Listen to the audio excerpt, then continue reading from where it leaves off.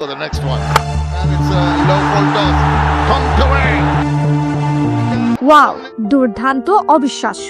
চট্টগ্রামের বোলারদের পিটিয়ে তুলোধুনো করে দর্শক। বিস্তারিত পুরো ভিডিওটি একটি লাইক দিয়ে পাশেই থাকুন।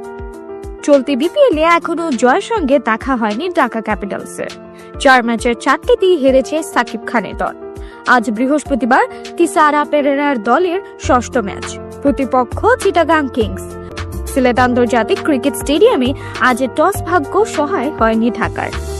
টস জিতেছেন চিটাগাং কিংসের অধিনায়ক মোহাম্মদ মিঠুন। টস জিতে অনুমিতভাবেই বোলিং বেছে নিয়েছেন তিনি। ব্যাট করার নিমন্ত্রণ জানিয়েছেন ঢাকার অধিনায়ক পেরেরাকে। আর শুরুতেই খেলতে নেমে তামিম ছাড়া ভালো ব্যাটিং করতে পারেনি কেউ।